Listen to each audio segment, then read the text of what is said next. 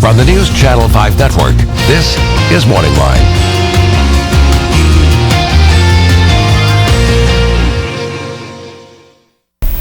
Good morning, everyone, and thanks for joining me on MorningLine. I'm Nick Barris here on a Monday.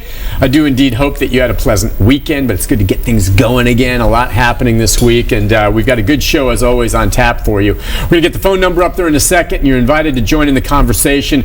We're going to talk today about the Holly Bobo case, the latest developments on that. We are not talking about Coach D Consulting. That is not what we're talking about this morning. You see that? Okay, no. Okay. Technical problems early Monday morning, but we'll get the phone number up there in a moment. But what we're talking about is the Holly Bobo case today, and part of it, if you've been following some of the promos we've been running, as well as some of the stories this morning promoting my exclusive interview that will air tonight at 6 o'clock, and the second part Tuesday with Jason Autry. He's one of the two individuals charged with kidnapping and murdering Holly Bobo. We'll touch more on that, get into a little bit of a preview on that, as well as some of the new developments around the case, and as always, taking your phone calls. You're welcome to join in the conversation, but we'll be talking about it this morning with News Channel 5 legal analyst Nick Leonardo. How are you, Nick? Doing well, sir. It is good to see you. Thanks for having me. This case is so interesting on a lot of levels, very tragic. Holly Bobo disappearing April 2011, years and years with nothing, 2-3 years, nothing. Finally, we've got the two suspects and people really focusing in on it. Let me ask you this first.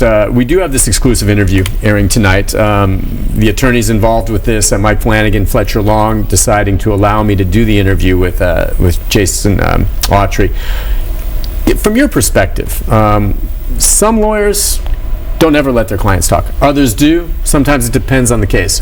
Why do you think lawyers sometimes do allow their clients to talk and do interviews with the journalists? Well, it just depends on, the case, how severe it is, and if there is a media interest. And if there is a media interest, then there's a good opportunity a lot of times to kind of get out there and argue your case to the jury before you're subject to cross-examination. So, before a jury is seated on a high-profile case like this, if you believe that your client has limited involvement, then, it's not a bad idea to put them out there, and so that, the jury may think, I've seen this Autry guy before, and that was the guy who was protesting he was innocent, or, that he said he was walked into the courthouse, right? And a drug addict, but yet, he didn't have anything to do with this. So, there is advantages to having a newsworthy case and, for lack of a better term, trying it in the media. Right, and okay, so he does that. Now, when I do these interviews, we obviously talk to prosecutors, okay? We get that side. I'll talk to the defense if they'll talk to me, absolutely. I mean, I don't have a dog in this fight. I want the legal system to go through. I don't know who's guilty or innocent at this point. I want to tell both sides if I can. But when I sit down with them, I know that they're going to probably have a message they want to put out there. I'm going to do everything I can to ask the important questions, but I don't expect any of them to come clean with me one way or the other. They're going to tell their side of things. I guess you have to know that going in. Well, sure, and I think, one point to make is that I believe the first time we saw Mr. Autry, when he was handcuffed being taken into the Decatur County Courthouse, he'd been in the River Bend for a while. I believe he had a beard and, looked like he needed a haircut. Then it looks as though the teaser I've seen over the weekend in your piece, it seems as though he's cleaned up a little bit and is, much more presentable, and I think that that's going to, inure to his benefit on down the road. Yeah, I've heard defense attorneys sometimes say, right now, the general public thinks my client's a monster because they're charged with a horrific crime. I want to put him on, or her on, whatever the case, to kind of at least humanize them, and I guess that goes toward possibly thinking ahead toward a jury down the road. That far ahead, is it? Well, you would like to have your client seen in the best, most favorable light possible. And the media is going to cover this person. You don't want some file footage that shows them in their worst.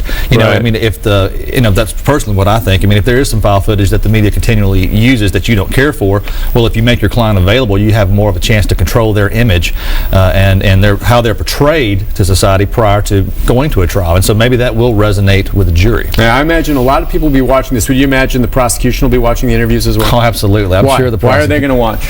Well, because as you said in your teaser, they're hoping that you ask questions that they've been wanting to know the answers to for a long time. Right. And so I'm sure that prosecutors watch that, especially as much media blitz has been around this, as much promotion has been around this interview. I think most people are going to watch it. Yeah, it is very, very interesting. All right, now there's other aspects to this case that we want to talk about. Mark Bellinger did a story with you on Friday. We keep waiting. There's another player, a third individual, Shane Austin, that some think are going to be indicted. In fact, the DA has more or less said, we'll let you know when we're about to indict you. Hasn't happened yet. And the controversy here is that at one point they had given him immunity to talk to them, and they've taken it away. And now he's suing?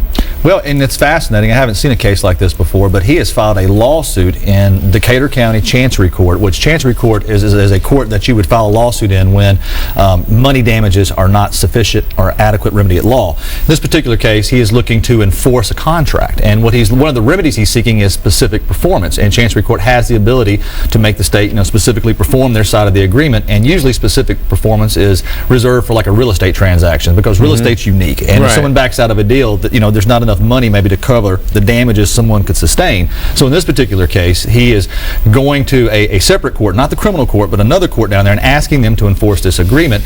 And it's really kind of fascinating. I haven't seen this done before. I figured maybe it would have been done in criminal court after he was indicted, but and I think there's a reason that the prosecutor's office has taken a step back and not already indicted him, because they could have done that. But what's going to be odd in this particular case is they're saying that they don't believe what Mr. Austin has told them, but obviously Mr. Austin has made statements that has inculpated himself or put himself in the crime, and also about some of these co-defendants. So what you're going to see at trial is that the state's going to get up there and want you to believe Mr. Austin is telling the truth. However, they personally don't believe it. They don't believe it. Yeah, right. That's what's the gist of it. It's kind of odd, but it's like he thought he had immunity. He told them all this stuff. They yanked the immunity, and now they're going to use it against him, it seems like. All right, I think we have that story from Friday.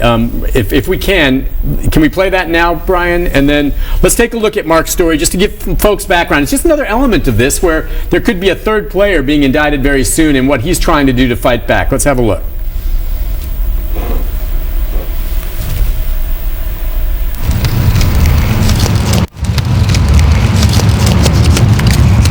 The search for Holly Bobo's killer or killers seems to be at a pivotal point, with what could be the indictment of a third person in the case.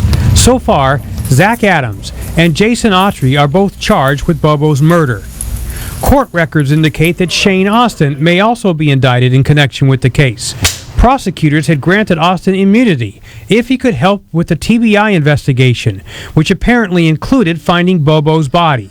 NewsChannel 5 learned that a tip from Austin helped lead to a massive search of Adams' property back in February. They believe that Mr. Austin could give them a body, all right? No body was found, and NewsChannel 5 legal analyst Nick Leonardo says if prosecutors have to rely on circumstantial evidence, they may have a big problem with Austin. And I believe that the state of Tennessee is going to try to use him with the jury to say, believe Mr. Austin, the statements that he's making about these co-defendants' involvement, it's true. But in this particular case, the state is going to be a little disingenuous because they themselves do not believe the veracity of Mr. Austin's statements. Through emails, prosecutors told Austin's attorney he'd broken the immunity agreement by not being truthful, and they'll make a courtesy call when they indict Austin. Now, Austin is suing the state and Chancery Court to keep them from breaking that agreement. Apparently, he feels he has been truthful. Adams and Autry are due back in court in 2 weeks. Maybe then we'll learn more about evidence in the case. Is it physical or circumstantial, or maybe just a little bit of both? I thought part of the basis for that immunity agreement was they said, look, okay, Austin, you lead us to Holly Bobo's body.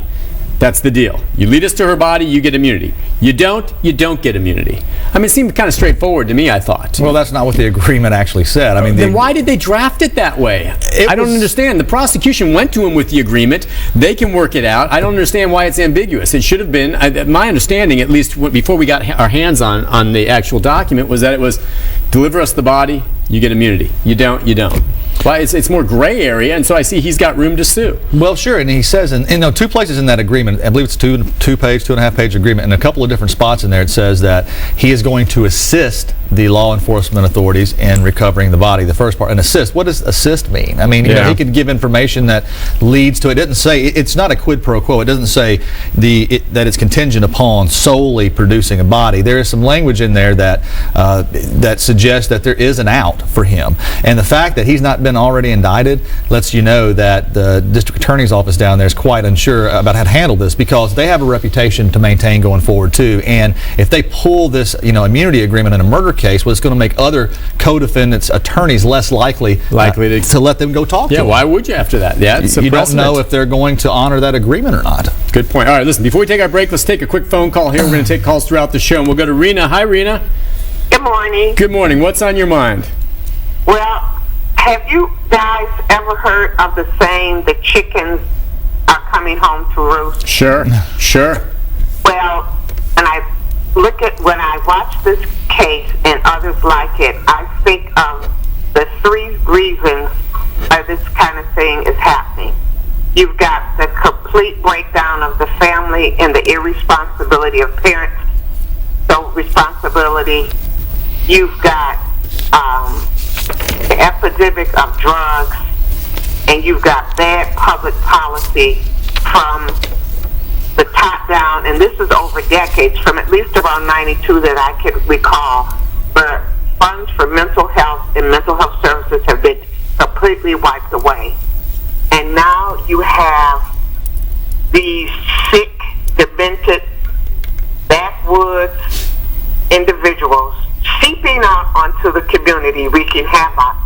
Somebody needs to do a national, a series of national conferences on this issue, because it's going to get worse. And Nick, I would like to send you an article via email that will knock your socks off about the state of mental illness in this country, if you would like it. Yeah, absolutely. It's nbarris@jrn.com. Go ahead and send that to me. And that call is talking more in general terms. I see what she's saying, as opposed to getting into the specifics of the case. What do you think of that? Are we going to see more cases like this? We're learning more about the background of the 2 suspects. Drugs are certainly a big part of that. I don't know about their parents. These are both adult men that are accused of a horrible crime now. What do you think? Well, I think that that mental illness is definitely a concern in our society, and there's a lot of people out there that are roaming the streets of Nashville that frankly aren't getting the kind of treatment that they need on a regular basis. And so I think the court system here in the last 10 to 20 years, last 10 to 15 years, let's say, has definitely become much more informed and much more concerned about mental illness, and trying to help individuals and do what the court system can from its position to try to ensure that these people get the help they need and just aren't incarcerated and released back upon the street. Right. Now, I don't know, in this case, I haven't heard anyone say anything at this point about Adams or Autry and mental illness. Okay, now we've heard drugs, and could there have been some kind of drug-crazed,